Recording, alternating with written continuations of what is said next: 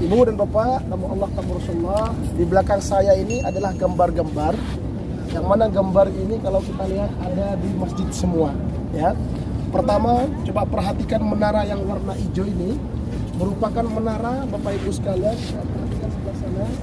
Mana kenapa kok warnanya berbeda? Karena itu diyakini bahwasanya dulu ketika yang namanya Rasulullah bersama Bilal bin Rabah, maka Bilal bin Rabah itu merupakan muazzin daripada Rasulullah SAW.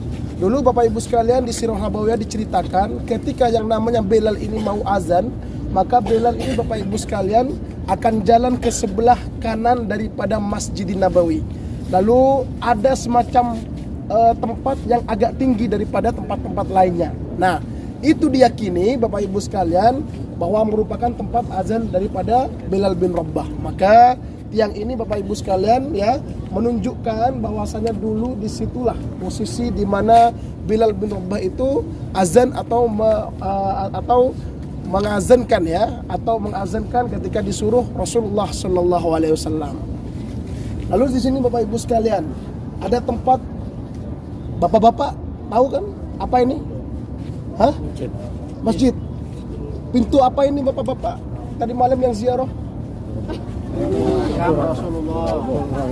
Ya, bapak-bapaknya gimana? Sudah ditungguin di sana mana? Nah, perhatikan Bapak Ibu sekalian ya. Pintu ini merupakan pintu nomor 1. Ya, nomor 1 di dalam Masjidin Nabawi. Ya lihat dulu. Lihat dulu. Lihat dulu. Ya, berekam dulu.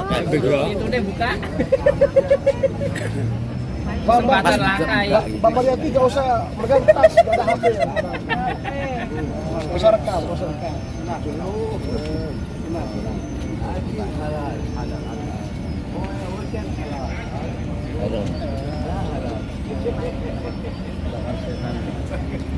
Nah, sudah rekamnya. Sudah selesai Bu, 1 jam itu Bu. Sekalian, tamu Allah, tamu Rasulullah, pintu ini merupakan pintu nomor 1 yang ada di dalam Masjidin Nabawi. Urutannya ini yang pertama Bapak Ibu sekalian.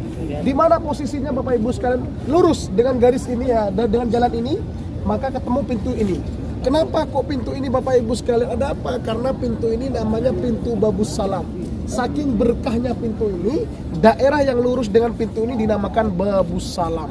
Ya, saking berkahnya pintu saja sudah berkah Bapak Ibu sekalian ya.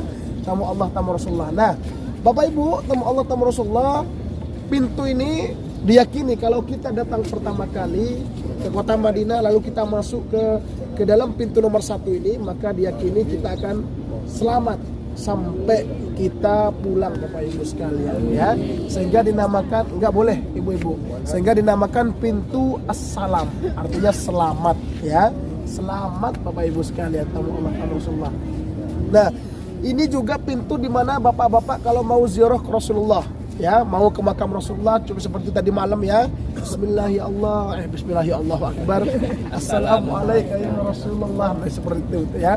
Maka maksudnya dari pintu As-Salam. Ingat Bapak Ibu sekalian, saking berkahnya pintu ini, kawasan yang seluruh dengan itu namanya Babus Salam.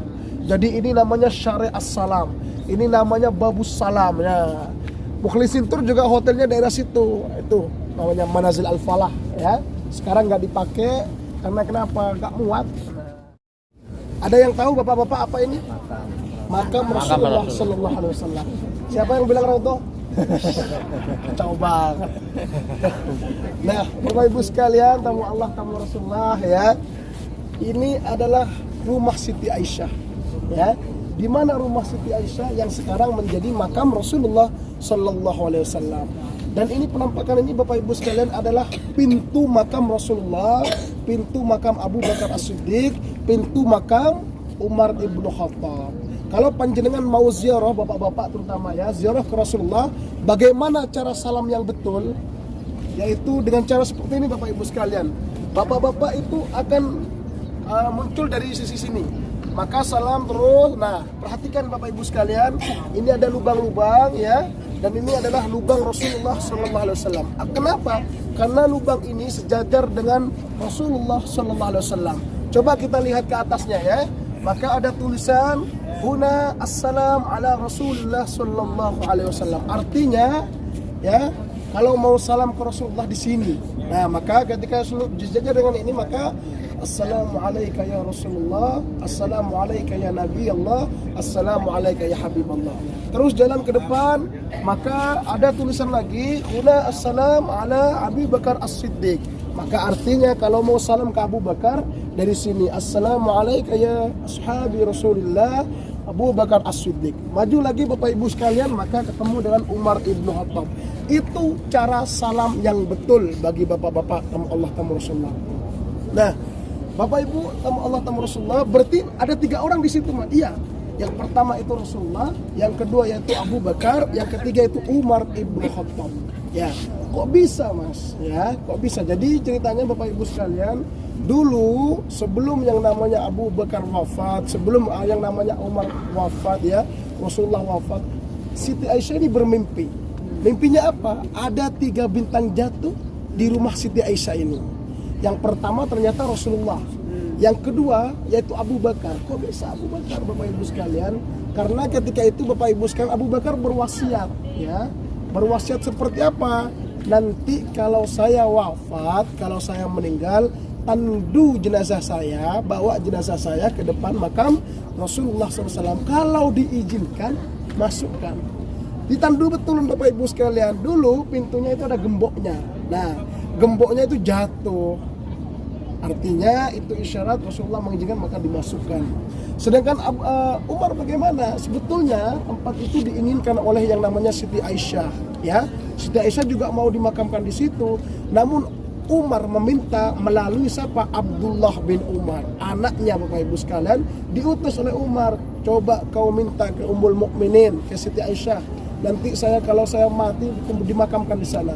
Dan Siti Aisyah mau. Kenapa? Karena Umar ini adalah raja yang amanah. Nah, saking amanahnya Umar ini Bapak Ibu sekalian, ketika Raja Persia ini ditangkap, dibawa ke Madinah, ya, mau ketemu dengan yang namanya Umar. Yang namanya Raja Persia ini kaget ketika yang namanya Umar pakaiannya itu seperti orang biasa, tidur di emperan masjid. Seorang raja biasanya Bapak Ibu sekalian ya tahu ya, Raja Mulyono, Raja Mulyono. Ya. Hei, Jokowi. Bisa ke sana gitu. Ya, biasanya orang, jadi Bapak Ibu sekalian, jadi ada yang mengatakan ya, istilah Bapak Ibu sekalian, bahwasanya Umar ini sangat amanah. Saking takutnya Umar, kalau Bapak dan Ibu pernah baca cerita Umar ya, ketika dia menyamar seperti masyarakat, ada satu keluarga nggak makan ya, ditandu sendiri gandumnya Bapak Ibu sekalian, padahal jauh. Kenapa Umar gak mau menyuruh yang namanya pasukan atau pesuruhnya? Karena dia merasa tanggung jawab. Nah, tidak ada pemimpin seperti Umar. Maka atas dasar itu Siti Aisyah ini mau merelakan Bapak Ibu sekalian. Karena Umar ini orangnya tanggung jawab, amanah dan baik. Paham Bapak Ibu? Nah, Bapak Ibu Allah tamu Rasulullah, dan ini adalah rumah Rasulullah. Nah, coba dilihat di sana Bapak Ibu sekalian ya, itu adalah gambar raudhah. Sebelah kiri itu ya, itu gambar raudhah. Ingat, jadi orang Indonesia ini kadang-kadang salah kaprah. Contoh, saya pernah nih setiap kedatangan, alhamdulillah Mas saya sudah masuk raudhah. Ya, ada bapak-bapak tiba-tiba ketemu, alhamdulillah Mas saya sudah sholat di raudhah. Di mana Pak? Iya, karpetnya warnanya hijau Mas, katanya orang-orang rumah. Kalau karpetnya hijau itu raudhah. Pak, kata saya, dulu memang iya Bapak Ibu sekalian, hanya raudhah karpetnya hijau, lainnya merah. Sekarang hijau semua, ternyata dia sholatnya di depan sini. Misalkan raudhah. Ada juga Bapak Ibu sekalian, alhamdulillah Mas saya sudah masuk raudhah. Kok bisa Pak? Ya seperti zero itu disangka masuk raudhah. Artinya Bapak Ibu sekalian, patokan raudhah hadis Rasulullah, yaitu ma baina baiti wa mimbari raudhatan min riyadil jannah. Itu patokannya. Antara rumahku, mana rumahnya Rasulullah? Mana rumahnya? Ini ya, ini rumah Rasulullah, dan mimbarku, mimbar Rasulullah nih yang kayu tuh. Nah, maka di antara keduanya itu adalah taman surga. Jadi kalau panjenengan sudah di raudhah, pastikan sebelah kanan tidak melebihi mimbar, sebelah kiri tidak melebihi rumah. Seperti itu. Paham Bu? Nah, Terus ada apa lagi di situ Bapak Ibu sekalian? Kenapa Raudhah ini kok disebut surga? Panjenengan yang pernah masuk Raudhah itu akan ketagihan. Kita di situ tuh anyep ya. Anyep tenang Bapak Ibu sekalian. Cuman orang-orang yang hasad, iri, dengki baru nggak tenang itu. Kalau orang yang ikhlas lillahi ta'ala, kita akan merasakan oh seperti ini surga. Anyep, tidak ada kebisingan apapun kecuali orang nangis semua di situ. Tidak ada yang namanya hati ini gelisah kecuali orang-orang itu betul-betul merasakan nyaman dan ikhlas di situ. Sehingga Bapak Ibu sekalian, tamu Allah tamu Rasulullah, Raudhah itu sedikit, namun yang ngantri jutaan orang. Makanya diatur pakai yang namanya surat izin. Besok tanggal 10 semua laki dan perempuan masuk Raudhah ya.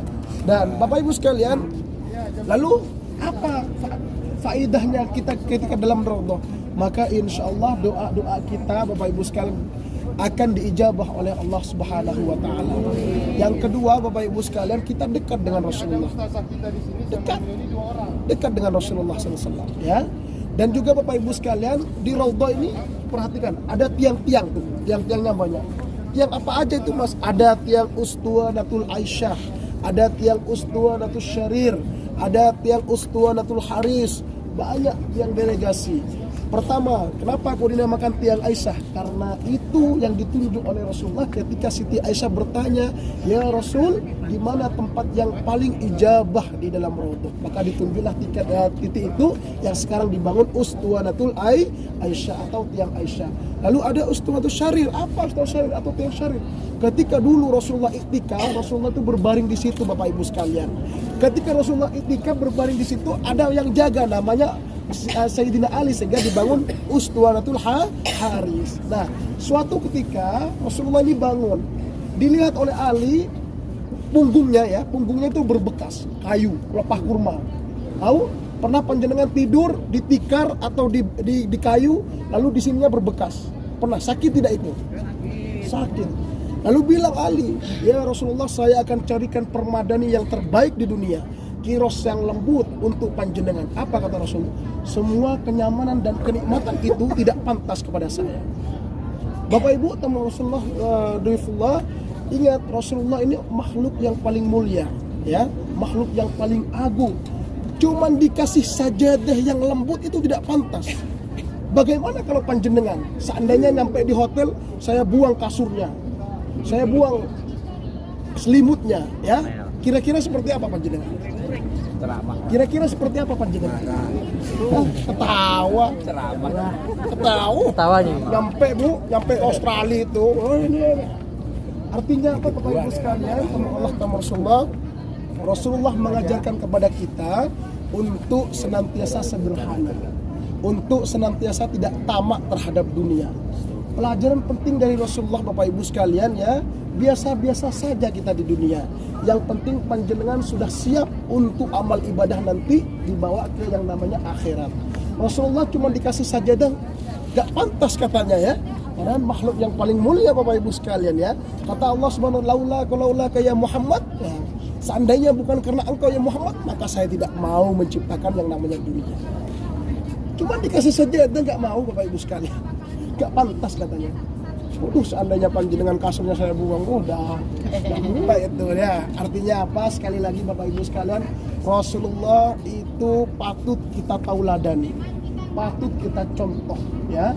Ingat Bapak Ibu sekalian, Rasulullah itu Bapak Ibu sekalian, kalau Ibu Bapak membaca sirahnya, membaca yang namanya pribadinya, maka Ibu dan Bapak akan merasakan terenyuh-enyuh ya.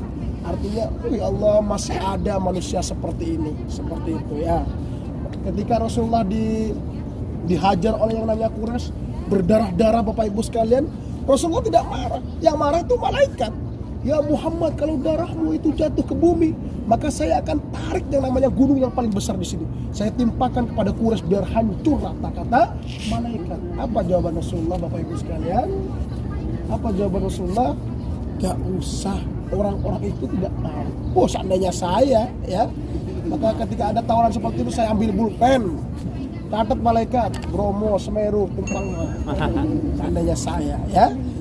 Nah, bagi teman-teman yang mau order kaos keren, silakan bisa di marketplace Shopee, Tokopedia, Bukalapak maupun Lazada. Caranya tinggal ketik saja Muhammad Ervando ya. Nah teman-teman tinggal pilih untuk kaos-kaos kerennya. Kemudian yang cocok langsung saja diorder untuk kaos-kaos kerennya ya. Bisa diorder satuan, lusinan, ataupun borongan, silahkan bebas. Nah berikut ini saya kasih rangkumannya ya. Nah teman-teman ketik saja di Shopee, Tokopedia, Bukalapak, Lazada, ketik Muhammad Ervando. Nah kemudian juga tersedia kaos lengan panjang dengan desain-desain keren. Tinggal teman-teman pilih di marketplace Shopee, Tokopedia, Bukalapak, Lazada. Cuman untuk kaos lengan panjang ketiknya Vando Official Shop ya. Spesial untuk kaos lengan panjang, bisa untuk pria maupun wanita.